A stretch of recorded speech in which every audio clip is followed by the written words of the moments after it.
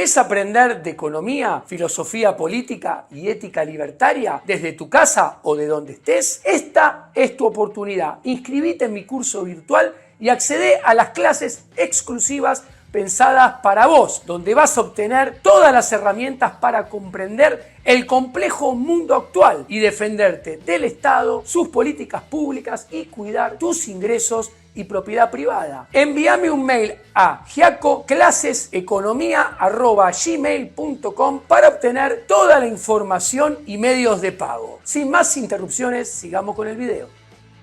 Buenas tardes, señores. En este nuevo video que hago por primera vez desde las nuevas oficinas del estudio Economía al Cuadrado, Economía y Ética, como podrán ver que nos estamos mudando, les voy a hacer un análisis de la propuesta de Javier Milei, que afirmó que privatizará el CONICET y planteó el tema de la productividad de los investigadores que han generado esos científicos, etcétera, etcétera. Les aclaro que el centro neurálgico de este video va a ser un análisis profundo, pero muy sencillo y rápido, desde una perspectiva ética, desde la ética de la libertad, desde la filosofía política libertaria. Como pueden ver en esta primer placa, donde les muestro la publicación del diario Perfil haciendo referencia de lo que dijo Milei sobre el CONICET, en realidad no es absolutamente nada nuevo. ¿Por qué lo digo? Porque, como pueden ver en la segunda placa, hablar del CONICET, poner una posición sobre el CONICET, no es algo que le pertenece solamente al político institucional Javier Milei, sino, como pueden ver en esta segunda placa, también lo hacen los políticos de los otros bandos. Por ejemplo, ¿qué ven en esta segunda placa? Ya salió Patricia Bullrich a contestarle: nosotros creemos que la ciencia es fundamental.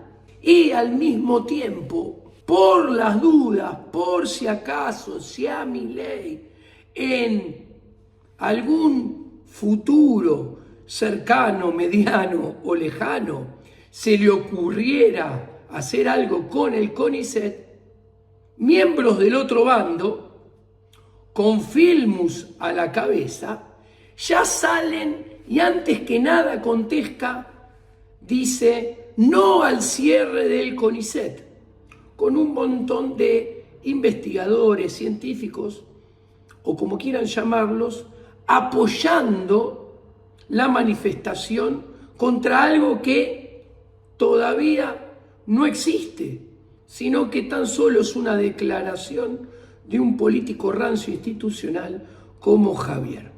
Ahora, esto tampoco es un fenómeno de esta campaña presidencial del 2023. ¿Dónde lo podemos ver esto? Observemos la siguiente placa.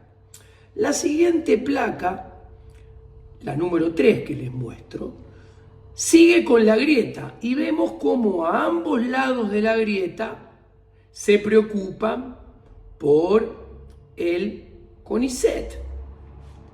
A la izquierda tenemos al presidente Macri, que destacó al CONICET como una de las instituciones más valiosas de la Argentina. Al mismo tiempo, como pueden ver en el extracto periodístico de abajo de la foto, en la campaña presidencial del 2015, Mauricio Macri, para variar, como buen político rancio, prometió algo que no cumplió, porque dijo en el 2015 que el CONICET iba a tener un gasto equivalente, obviamente un gasto que los políticos llaman inversión, equivalente a 1.5% del PBI.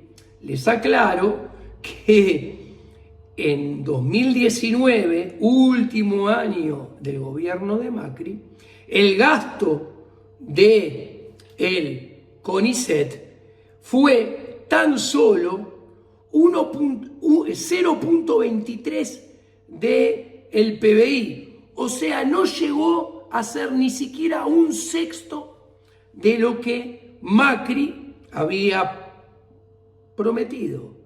Prometió un CONICET con financiamiento por 1.5% del PBI y al final de su mandato tuvo un CONICET con 0.23% del PBI de financiamiento. O sea, un mentiroso de gran calibre, repito.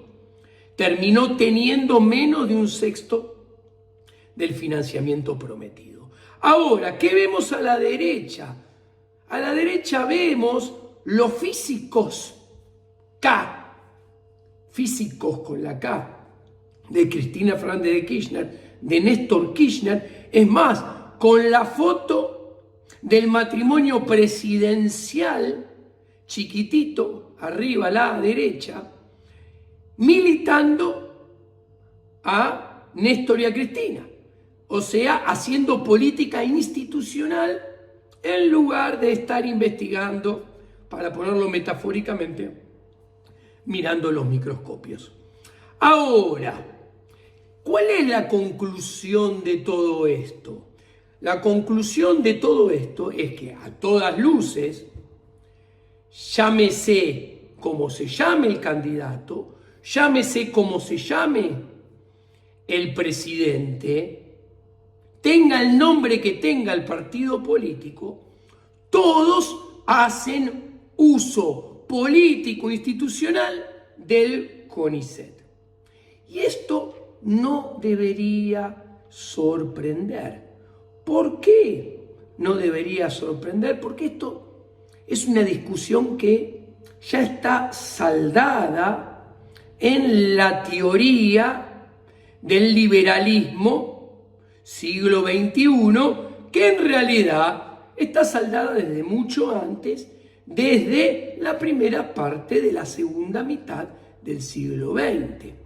Puntualmente, hablo de la contribución de Murray, Newton, Rothbard desde lo teórico a este fenómeno. Acá en esta cuarta placa les presento el libro Ciencia, Tecnología y Gobierno de Murray Rothbard, en donde Rothbard, de manera muy sencilla, de fácil comprensión, entretenida lectura y pocas hojas, es un libro que no llega a las 80 páginas, explica que los estados recién en el siglo XX y nunca antes en la historia han hecho una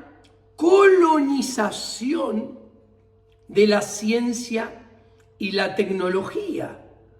Colonización que no es otra cosa que casi convertir a la investigación básica, que es lo que hace el CONICET, como un cuasi monopolio estatal, quitándole la investigación básica al sector privado. Entonces, hay que entender, como bien explica Murray Rothbard, que este avance del Estado sobre la ciencia y tecnología es un fenómeno nuevo y reciente en la historia de la humanidad.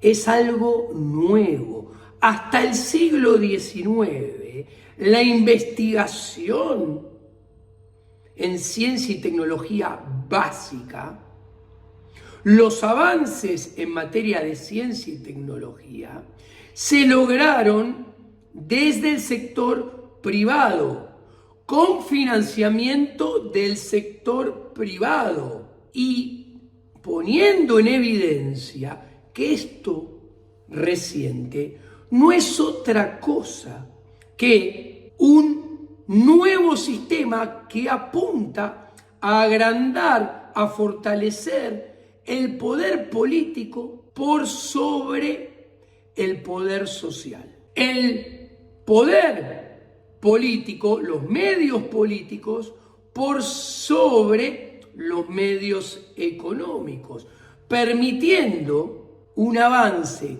cada vez más fuerte y sostenido de el Estado y su poder político sobre el individuo y la propiedad privada de los individuos.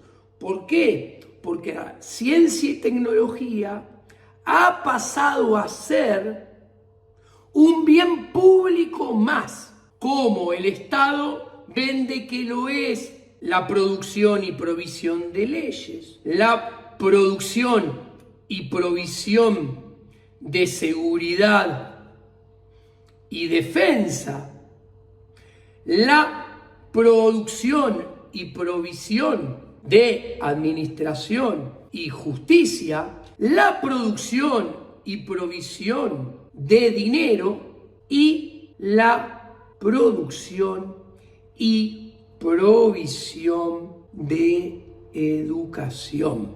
Entonces, el dinero, las leyes, la seguridad, la defensa, la justicia y la ciencia y tecnología, según la diatriba del Estado, son todos bienes públicos que necesariamente deben ser producidos y proveídos por el Estado. ¿Por qué? Porque si así no lo fuera, habría una subproducción de todos estos bienes, con lo cual viviríamos inseguros, el país estaría expuesto a invasiones de terceros, viviríamos debajo de la injusticia, viviríamos sin tecnología y perderíamos la soberanía monetaria. Lo cual es todo un discurso construido a partir de la educación pública, que es pública ya sea de gestión privada o de gestión estatal. Es pública porque los contenidos, lo que se enseña en jardín, primaria, secundaria y universidad, es determinado unilateralmente por los burócratas del Estado. Prestemos atención a esta quinta placa con formato de croquis que les presento. ¿Qué se puede ver en ella? En rojo tenemos al Estado. Cuanto más poder político haya, más grande y más poderoso va a ser el Estado. Ahora, en Bordeaux vemos que el Estado, para acrecentar su poder político y por ende aumentar su coacción sobre el sector privado, necesita fuertes y, si es posible, mayor cantidad de monopolios, recordando la definición austríaca de monopolio, no la definición del mainstream, ya sea neoclásico, neokeynesiano, de Chicago o marxista ricardiana de monopolio. No hay monopolio cuando hay un único oferente. Eso es un error. Para la escuela austríaca hay monopolio cuando está prohibida por la fuerza entrar a un determinado mercado para producir y proveer bienes y servicios. Entonces, ¿qué vemos? El Estado, mediante sus constituciones, se autoarroga, se autobrinda el monopolio de la ley. O sea, está prohibido por la fuerza que haya otro player, otro jugador en la producción y provisión de leyes. ¿Ok? De ahí se hacen leyes que prohíban que haya competidores en la producción y provisión de la seguridad. Solamente la policía estatal brinda la seguridad. Solamente el ejército estatal brinda la defensa.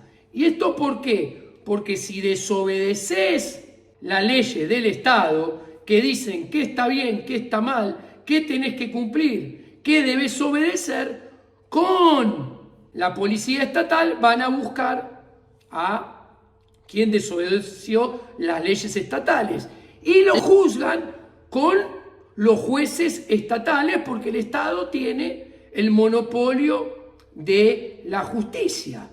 Obviamente tiene el monopolio y es el único que puede producir y proveer dinero con sus socios prebendarios del sector banquero.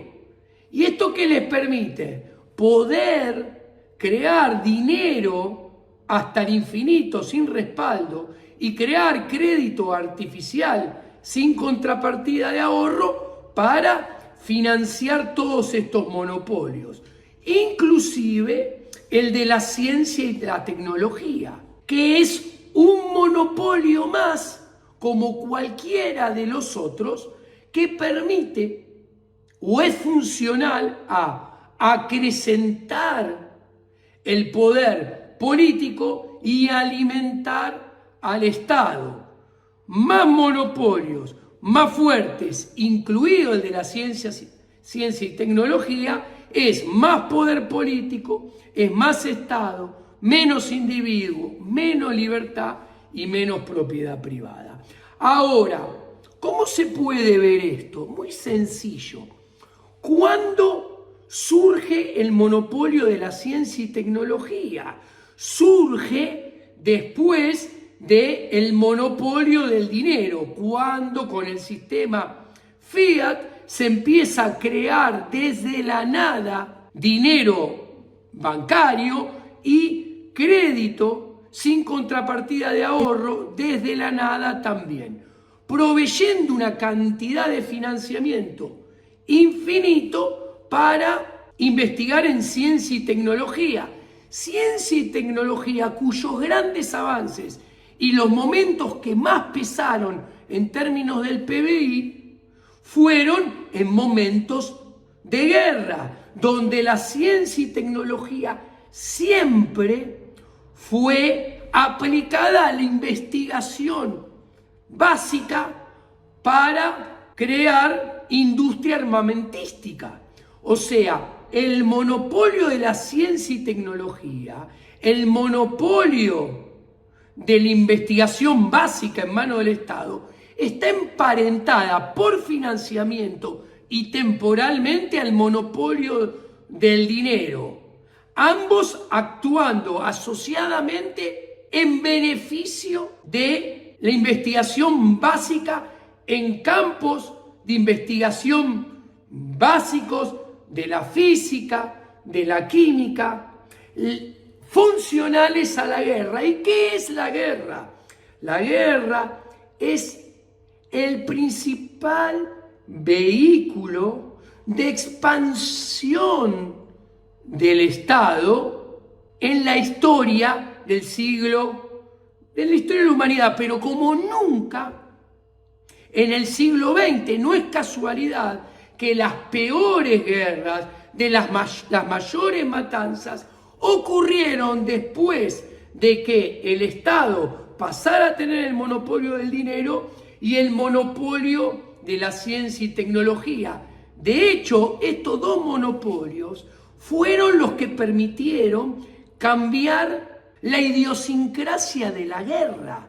La guerra, hasta finales del siglo XIX, fue una guerra cuerpo a cuerpo, donde solamente morían los soldados del frente, que luchaban cuerpo a cuerpo. El monopolio de la investigación en ciencia y tecnología, con financiamiento infinito a partir del monopolio del dinero del Estado, permitió que la investigación básica en la carrera armamentística no tuviera límites y cambió el arte de la guerra. Pasaron a haber armas de destrucción masiva, donde dejaron de morir los que iban al frente y pasaron a morir por primera vez en la historia mucho más civiles inocentes que gente que iba al frente. De hecho, hoy en día, gracias a la investigación básica en manos de los estados monopólicos, podría haber guerras sin soldados yendo al frente y muriendo paralelamente millones y millones de personas. ¿Por qué traigo toda esta explicación a colación? Simplemente para poner en evidencia que el monopolio de la ciencia y tecnología en manos del Estado es uno de los mayores vehículos para expandir el poder político y el aumento del Estado por sobre el individuo. Ahora, ¿por qué no nos damos cuenta? Porque ahora entra el único monopolio que todavía no comenté, que es el monopolio de los contenidos educativos, que son determinados por los burócratas del Estado, que dicen qué, cómo, cuándo y en dónde nos tienen que enseñar, desde el jardín de infantes hasta la universidad. Y cada día es obligatorio más años de confinamiento dentro de la educación pública, que es pública, repito, ya sea de gestión privada o estatal, porque los contenidos son dictaminados por los burócratas del Estado. ¿Y por qué son dictaminados por los burócratas del Estado? Porque nos adoctrinan en la religión del Estado, en sus mandamientos, que son las políticas públicas, y en sus profetas, que son los burócratas de carne y hueso y los políticos institucionales. Cuando tenemos en cuenta todo esto, volviendo al CONICET, nos damos cuenta que estos 7 monopolios, dinero, ley, seguridad, defensa, justicia, ciencia, tecnología y educación, son un combo compacto indivisible. O sea, pretender sacar solamente la ciencia y tecnología de la mano de los estados es muy naif. Nunca lo van a dejar de lado por sí solo la ciencia y tecnología, porque es inseparable de los otros 6 monopolios. Los 7 funcionan mancomunadamente, aceitadamente, para aumentar el poder político y aumentar el Estado en detrimento del individuo, de su libertad y su propiedad privada, porque esto cada vez necesita más financiamiento, porque cada vez debe ser más grande. Además que cada vez funciona peor. La teoría austríaca así lo demuestra y la realidad lo ilustra. Entonces, la ciencia y tecnología va a dejar de estar en manos estatales solamente cuando desaparezca el Estado, cuando la organización del ser humano sea en anarquía de propiedad privada y libre mercado, como explico en mi último libro, Liberalismo Siglo XXI, o como explico en mi curso de economía austríaca, filosofía Ética y Filosofía Política Libertaria, que ustedes se pueden anotar y comprar por internet. ¿Qué quiero decir? Que el monopolio de la ciencia y tecnología va a desaparecer de las manos del Estado solamente cuando desaparezcan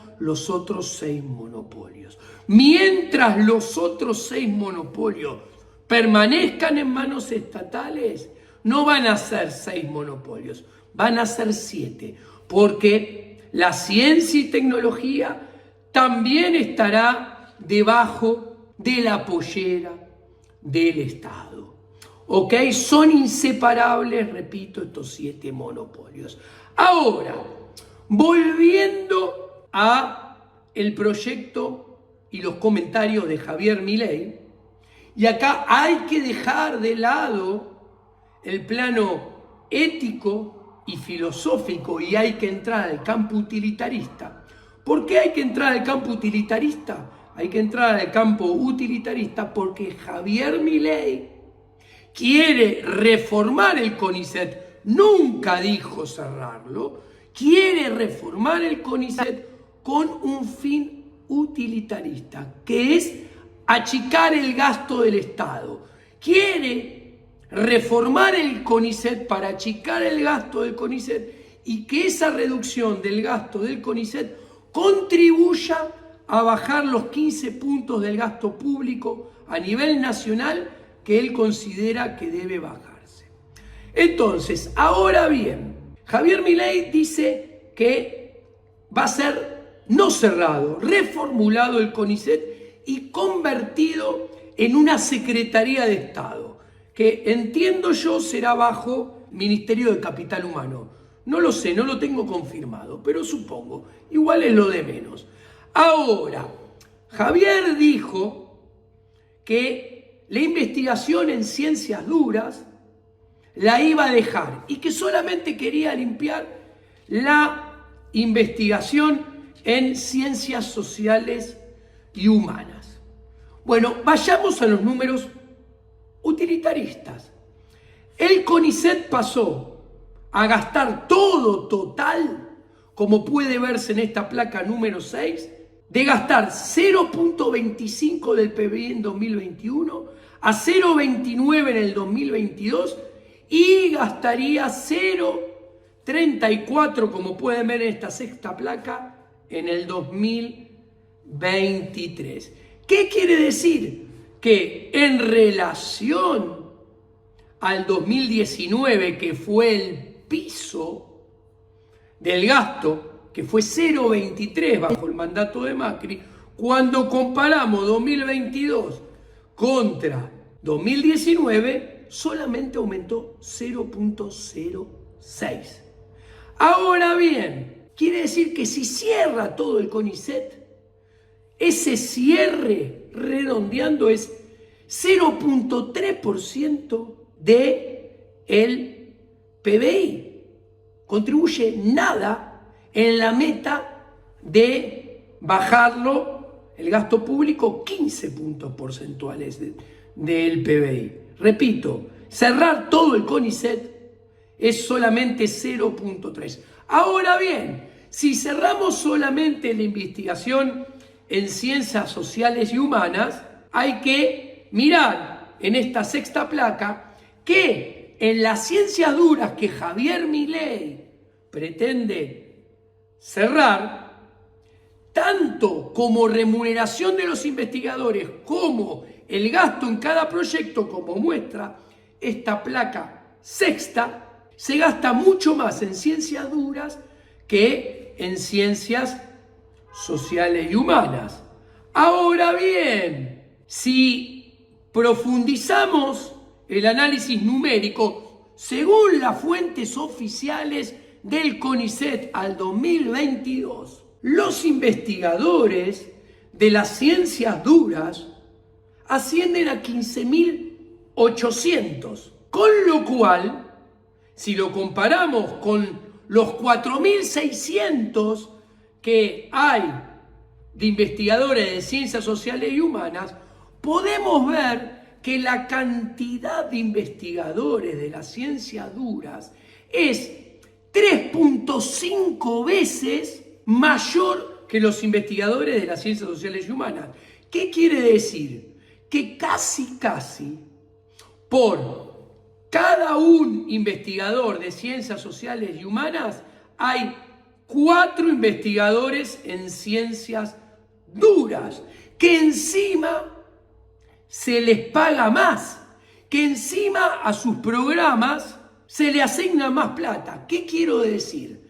Que realmente todo esto que plantea Javier Milei es circo mediático para intentar avanzar en las encuestas y sacar más votos. Pero cuando vamos a su meta utilitarista de bajar el gasto público, como en términos matemáticos se podría decir que en el límite tiende a cero el ahorro fiscal que el proyecto puntual de Javier Milei, reformando el CONICET, lograría ahorrar de gasto público.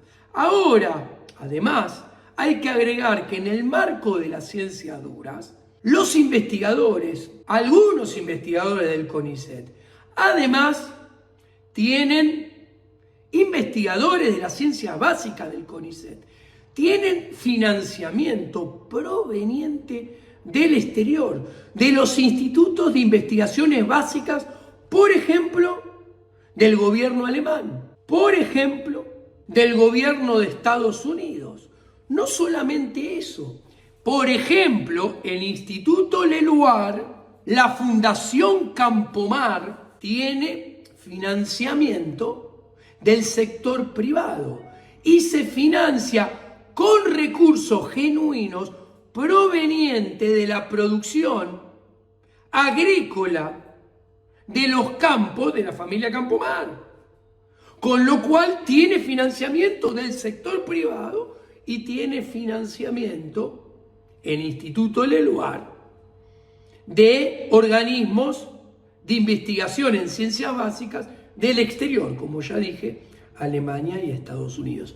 Entonces, redondeando, como buenos políticos rancios, hablan de lo que no saben, improvisan, mienten, desconocen la realidad, ignoran los números y solamente quieren sacar provecho electoral para hacerse de poder político y usufructuar negocios personales.